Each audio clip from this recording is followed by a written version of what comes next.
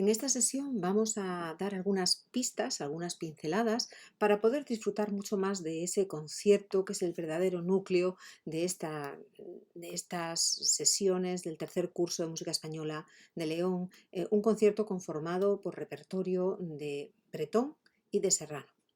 Empezamos con dos canciones líricas, con dos canciones de concierto, de una colección de 6 poemas que Bretón escribe sobre algunas de las rimas de Bécquer. Una poesía romántica, una poesía sinestésica, llena de esencias, de perfumes, de relaciones sensitivas, sensibles, absolutamente evocadora, que le permite al compositor hacer dos ejemplos maravillosos.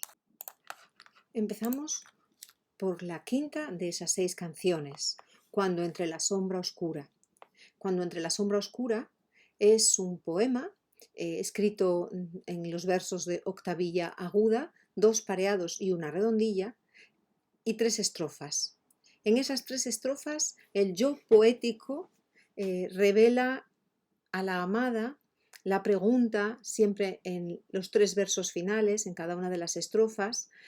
primero relacionado con la noche, cuando aparece la noche, es verdad que tus suspiros me hablan de amor al pasar, refiriéndose al oído. En la segunda estrofa, esa pregunta retórica final, dime es que el ciego delirio me envía tu corazón, nos habla del día, nos habla del tacto, y en la última estrofa, el día y la noche se juntan, y esa última pregunta habla de los sentimientos. Así tenemos amor, naturaleza, con día, noche o día y noche juntos, melancolía y una misma estructura para todo el poema en cada estrofa, con esos 4 versos iniciales, 5 versos iniciales que acaban con 3 que tienen siempre una pregunta retórica, una gran pregunta retórica en cada una de las estrofas. Pues bien, esa estructura estrófica, esa estructura poética de Bécquer le permite a Bretón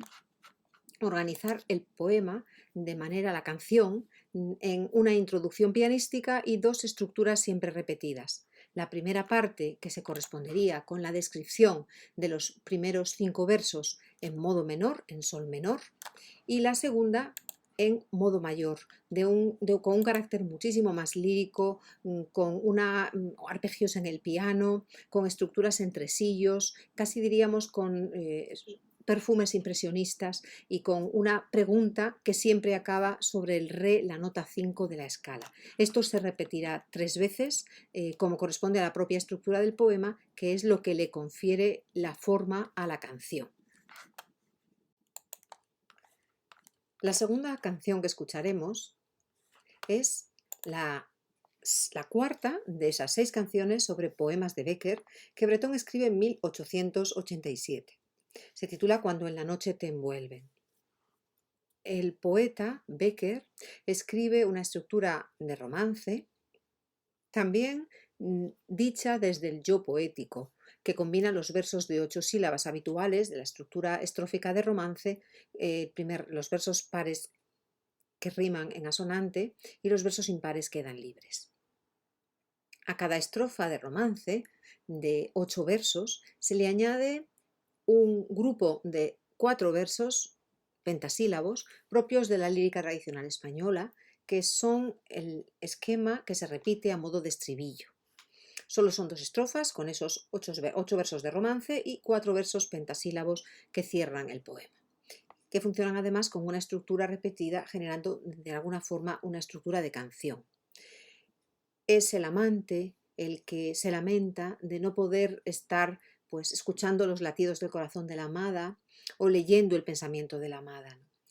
Eso Bretón, igual que ocurría con la quinta de las 6 canciones, lo utiliza como estructura poética de la canción. De manera que tenemos también una estructura estrófica intensificada en los versos del romance y finalmente una efusión lírica, una ampliación lírica sobre esos 4 versos pentasílabos que terminan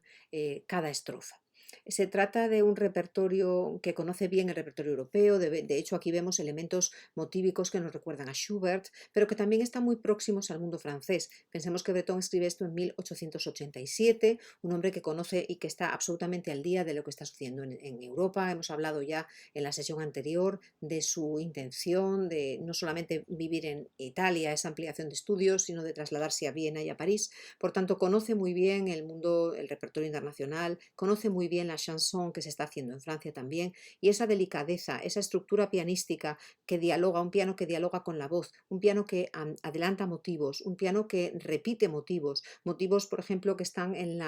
el inicio de la canción y que aparecen en el interludio pianístico para volver al principio, porque se repite la estructura en la segunda estrofa. Nos hablan de un repertorio cancionístico que verdaderamente merecería un espacio que hoy no tienen las salas de conciertos y que verdaderamente nos revela la existencia de estos tesoros, de estas joyas que deberíamos conocer y que deberíamos cultivar muchísimo más. Otro de los fragmentos de Breton que vamos a escuchar en el concierto es uno de los solos más hermosos de la ópera La Dolores. Esa partitura, estrenada en 1895, la obra española que tuvo más éxito de todo el repertorio de teatro lírico español, de ópera española, podríamos decir, esa primera ópera verista en la que de alguna forma se conecta con la tradición europea, con ese verismo que va a surgir en la caballería rusticana, en Ballacci y en otras obras francesas también. Breton escribe, como comentamos en la sesión anterior, una ópera sobre un drama de Feliu y Codina, que se estrena en el año 95 con inmenso éxito y que tiene como protagonistas a Dolores, la moza de un mesón de Calatayud,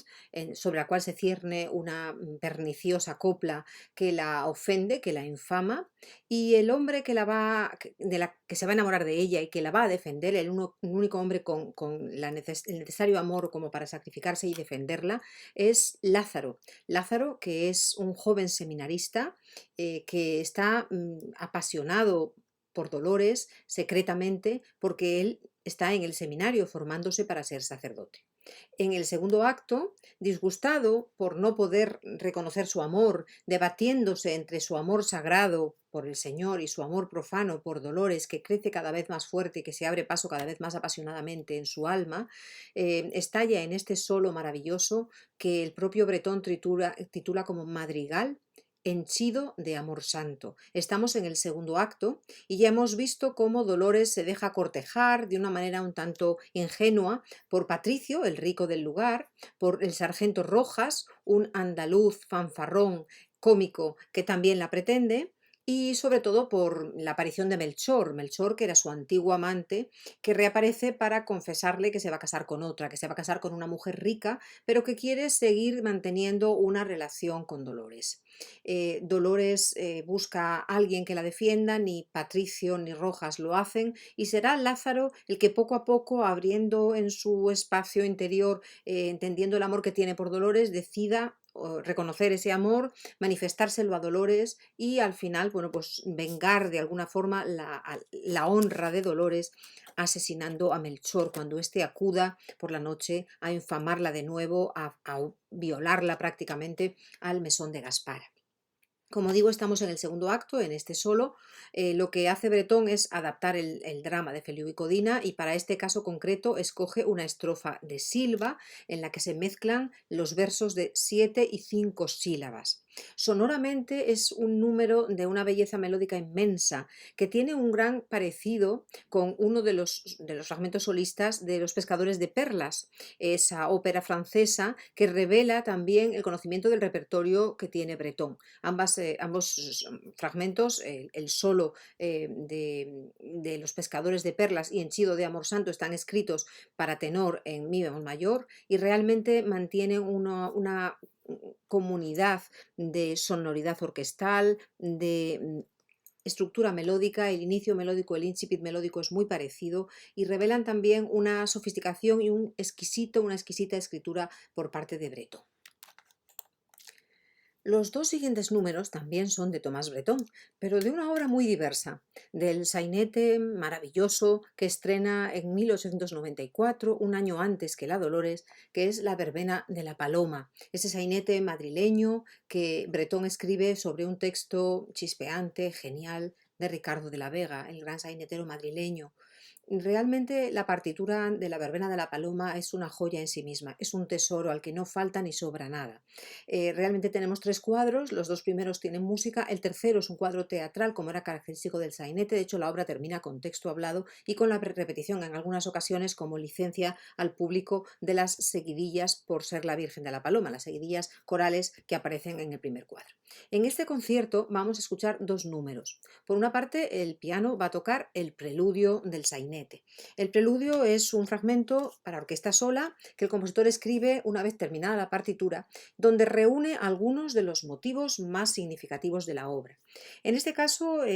podríamos hablar de un preludio popurrí en el que encontramos como primer motivo el tema de la habanera, del quinteto del segundo cuadro, que es el motivo más conocido de la partitura, ¿Dónde vas con mantón de Manila? Esa habanera en la que Julián reclama a Susana información sobre con quién va a la verbena y por qué no va con él, ¿no? Y lo hace con ese ritmo americano, ese ritmo de habanera que tanto caracterizó a España y que en París a partir de los años 40 se convierte en el emblema rítmico de lo español. Recordemos, si no, que dos ritmos utiliza Carmen en la ópera Carmen de Bizet de 1875, una habanera, El amor es un pájaro rebelde, y también unas seguidillas. Esos son los dos grandes ritmos de España, los dos grandes danzas, las dos grandes danzas que identifican el sonido de lo español. Pues bien, ¿Dónde vas con mantón de Manila? Aparece en el tutti orquestal, abriendo el preludio en fortísimo y muy acelerado rítmicamente, de manera que no se advierte que realmente estamos oyendo un tema que está escrito como una habanera. El segundo motivo que escuchamos es el leitmotiv que la orquesta va a sostener mientras don Hilarión y don Sebastián hablan en la primera escena. Es la noche de verbena, don Hilarión es boticario, don Sebastián es médico y ambos están en unas sillas al calor de la calle intentando pasar la noche de la manera más fresca posible, si es que hay fresco en Madrid en agosto, estamos en la noche del 15 de agosto, y realmente ellos están teniendo una especie de parlante, de hecho así lo llama Bretón, sobre cuestiones muy divertidas y sobre cuestiones de actualidad, como es propio del sainete. Pues el aceite de ricino ya no es lo que era, y tampoco la limonada purgante. Y entonces el estribillo que repiten ambos es hoy las ciencias adelantan que es una barbaridad. Pues todo ese parlante se va a desarrollar sobre un motivo en la orquesta, ta, ta, ta, ta, ta, ta, ta, tarara, y ese motivo es el que vamos a escuchar como segunda idea melódica del preludio. La tercera es una frase que se hizo también famosa y que tiene que ver con una escena mientras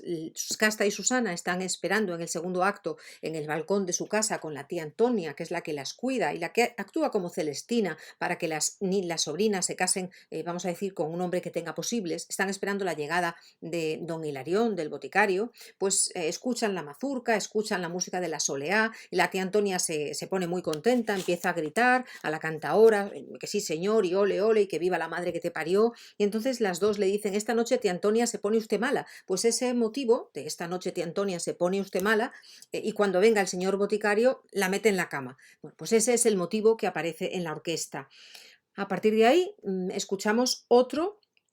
fragmento también muy conocido del dúo de Julián y la señora Rita. Julián es el enamorado de Susana, es el galán de la obra. Susana también ama a Julián, pero le dará sus celillos con don Hilarión. Y Julián tiene como paño de lágrimas a su madrina, la señora Rita, que es la dueña del café, donde desde el primer acto del sainete vemos a los hombres jugar a las cartas. Pues ella es la conciencia de Julián y le dice que tiene que tener criterio, que no puede hacer una barbaridad, que tiene madre, su madre depende de él, y entonces Julián pues rechaza esa idea de ser mesurado, de ser contenido, y se queja de que por una morena chulapa se vea perdido, y esa frase es precisamente ese motivo, que por una morena chulapa he perdido el sentido y me vea perdido, es el tema que aparece en cuarto lugar en el preludio. Finalmente, el último tema que escuchamos, que Bretón escoge para cerrar ese catálogo de temas melódicos de la obra en el preludio, es el que corresponde a la habanera que oíamos al principio, pero ahora ya a ritmo de habanera y con el contratema que Bretón introduce en el quinteto del segundo acto, Donde vas con mantón de Manila. El tema continúa, aparece en la flauta solo, se entretejen otros motivos y el preludio termina de esa forma, ¿no? Es un preludio brillante, muy bien orquestado, como es característico de los momentos orquestales de Breton o también de Chueca, de todo el género chico, y realmente merece la pena escucharlo también en la versión pianística por esa ductilidad de los temas, por esa belleza y por esa genialidad de esos motivos que Breton maneja. Además, vamos a escuchar también en este concierto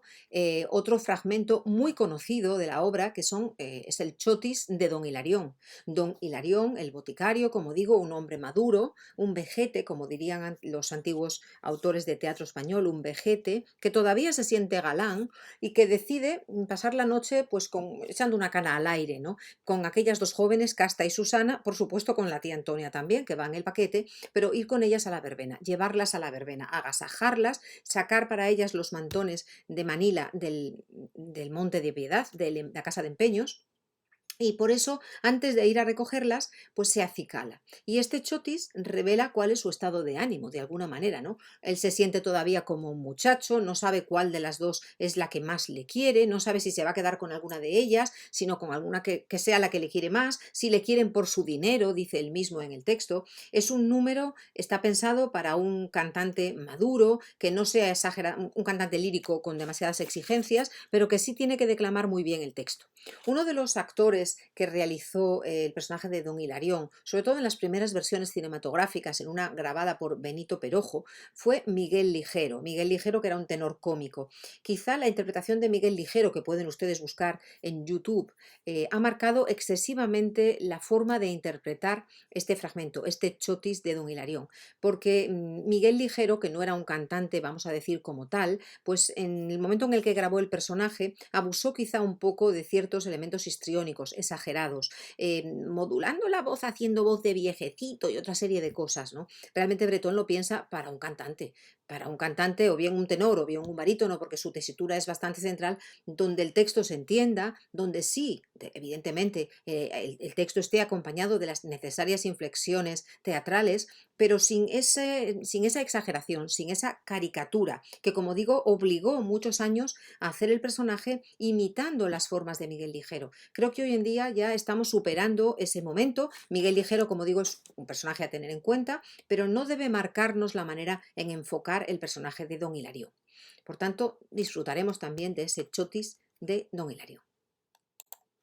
En el concierto además vamos a escuchar algunas piezas de José Serrano, el otro compositor al que pretendíamos homenajear, recordar con estas sesiones al celebrar su aniversario también. De Serrano vamos a escuchar algunos de los fragmentos más conocidos de sus zarzuelas. Por una parte vamos a oír la canción veneciana. La canción veneciana que pertenece a una zarzuela que no es muy conocida, quizá ha quedado en el recuerdo precisamente gracias a esa canción veneciana, una partitura que se titula El carro del sol,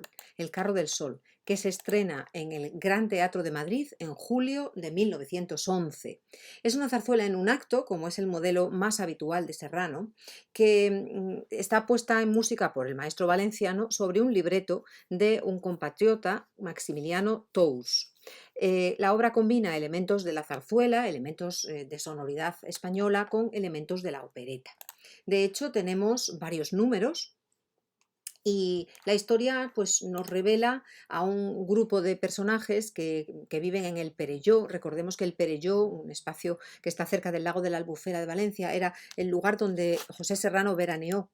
Pasó el verano toda su vida pescando y descansando, y en ese lugar del Perelló deciden celebrar 3 jornadas de fiesta en la zarzuela. La primera se dedicaría a la vida oriental, la segunda al lugar del sol naciente, es decir, a una especie de fiesta china, y la última al Mediterráneo occidental, es decir, a Venecia. En ese contexto de la fiesta de disfraces veneciana es donde una de las protagonistas, Angelita, canta esa canción veneciana que vamos a oír en el concierto, que es el número que ha trascendido a la partitura de toda la zarzuela. Además escucharíamos un vals, una canción de gondoleros, los gondoleros venecianos, y ya un dúo de amor también.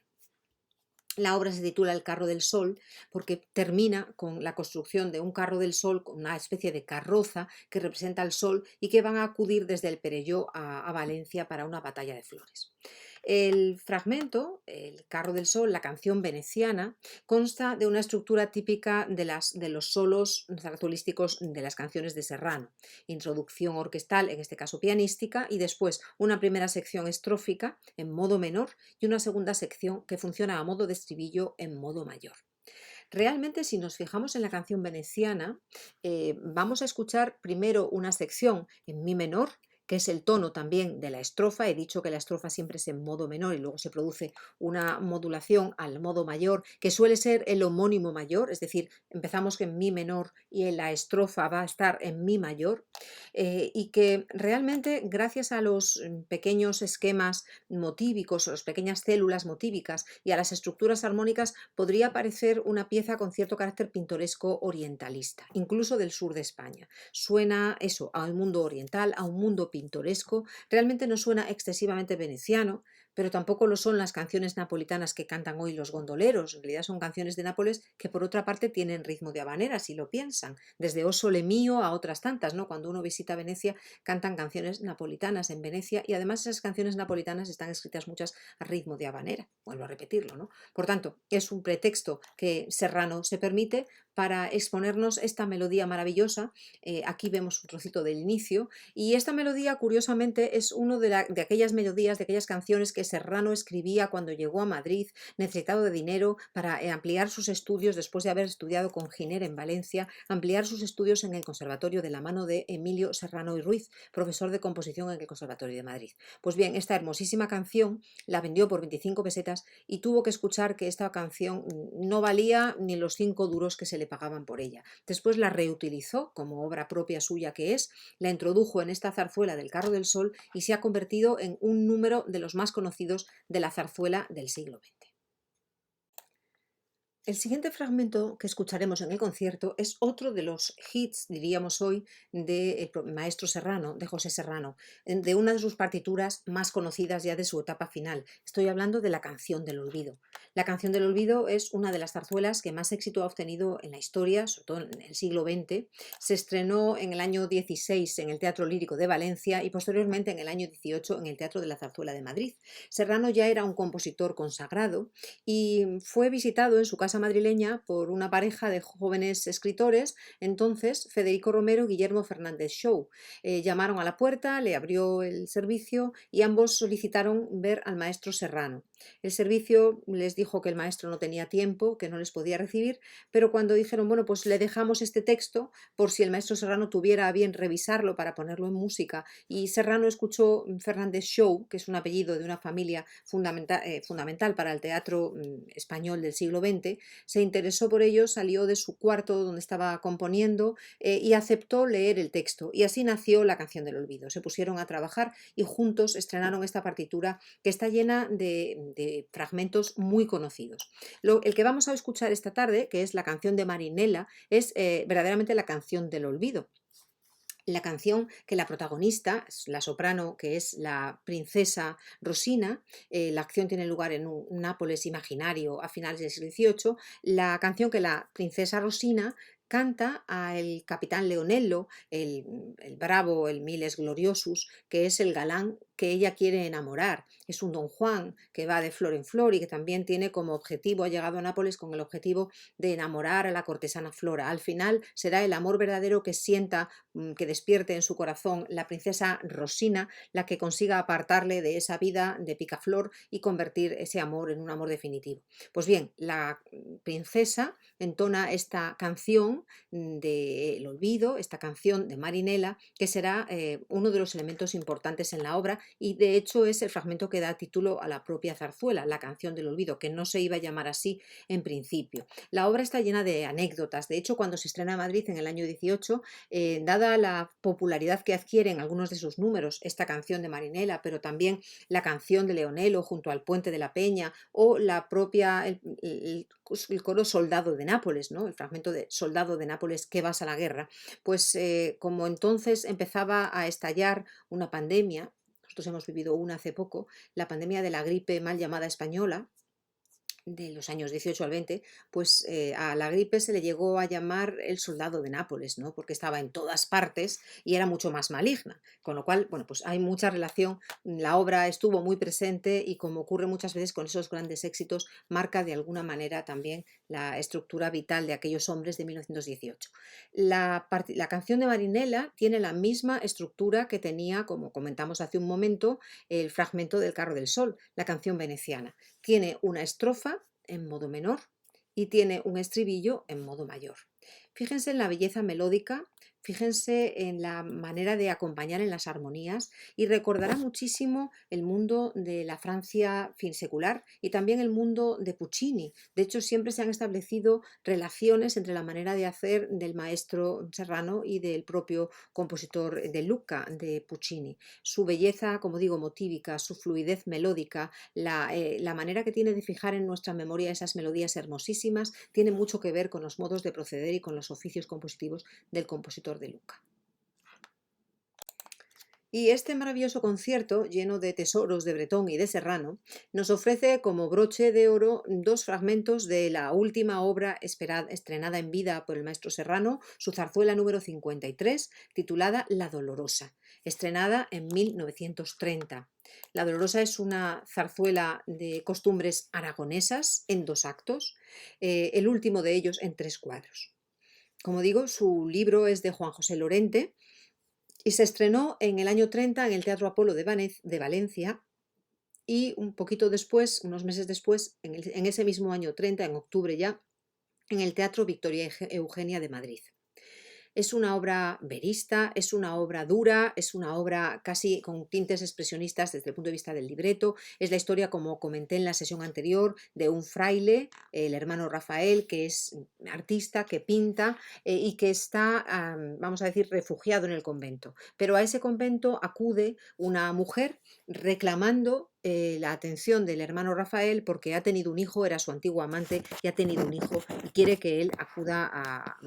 se presente en su vida como padre y asuma su responsabilidad. Como digo, la obra está muy marcada por la influencia de los grandes compositores italianos veristas, Mascagni, Leoncavallo, ya no solamente Puccini, sino el éxito del verismo, que toca muy directamente a Serrano. Durante la escritura de la obra, Serrano tuvo una etapa vital muy dura. De hecho, murió su hijo, José Lohengrin, y su propia madre. Y también, como dije en la sesión anterior, en el año 34, 4 años después, Jean Rémillon, un director de cine francés, realizó una maravillosa versión cinematográfica de esta zarzuela de La Dolorosa, para la cual el propio maestro Serrano colaboró, adaptando un poco como banda sonora, diríamos, los números de la obra, en colaboración con el maestro Daniel Montorio. Vamos a escuchar por una parte el preludio de la obra, que, igual que sucedía con el caso de la verbena de la Paloma, aunque es otro contexto y otra época porque estábamos hablando de un sainete de 1894, en este caso también es un preludio popurrí que recurre sobre todo al sonido de algunos de los temas del dúo de amor, el dúo entre Dolores. También ahí hay un juego de nombres onomástico entre el nombre de la protagonista y la Dolorosa, que se refiere, el título de la obra, que se refiere tanto a la Virgen, pero sobre todo a la mujer que sufre el dolor de la pérdida del amor de Rafael. El dúo de Dolores y de Rafael, el reencuentro entre ambos, ese tema de amor, ese tema de la pasión perdida, de la pasión que ella siente todavía por el fraile, por el religioso y del que tiene un hijo, esos motivos son los que aparecen en el preludio. Si escuchan el preludio y lo comparan, pues, con los intermedios de Cavalleria o de Pagliacci o con algunas de las obras más conocidas de Leoncavallo, reconocerán que tiene muchísima relación con esa generación de veristas italianos, con Giordano, sobre todo con Leoncavallo y con el propio Mascagni. Y después el concierto se termina con una pieza reconocidísima que está en los repertorios de los grandes cantantes, que es el solo del padre Rafael, el segundo número de la obra, el relato o el racconto, dirían los italianos, del padre Rafael, que está pintando un óleo de la Virgen Dolorosa y que en esta área retrata todo lo que sería el calvario que la propia Virgen sufre, pues pensando en lo que está sufriendo su hijo en la cruz, cómo camina por la vía dolorosa, dice su cara morena, flor de azucena que ha perdido el color, su cuerpo vacilante se dobla, pero sigue adelante porque arriba el hijo la espera en la cruz. Toda la partitura está en modo menor, es una obra doliente, la orquesta acompaña, parece que en algunos momentos da los pasos vacilantes y pesados de la propia Virgen que camina para llegar a la cruz, y a diferencia de las otras dos romanzas no tiene esa estructura tan habitual de estrofa y estribillo, estrofa en menor y estribillo en el homónimo mayor, sino que en este caso lo que vamos a encontrar es toda la estructura general en menor y al final una pequeña coda que ve la luz y que hace intervenir el elemento lirista yéndose también al mayor para terminar, como digo, con esa emotividad provocada por el paso del modo menor al modo mayor, que es tan propio por otra parte también del elemento verista. Quiero terminar dando de nuevo las gracias a Julia Franco por darme la oportunidad de compartir estas reflexiones con ustedes y de nuevo felicitándoles por haber conseguido llevar a cabo esta tercera edición del curso de música española en la Universidad de León. Espero que disfruten muchísimo de este concierto que una vez más viene a recordarnos la cantidad de tesoros que nuestro patrimonio musical posee y que tenemos la obligación de difundir, conocer y que también es un derecho a recordar y a escuchar como memoria sonora que es. Buenas tardes.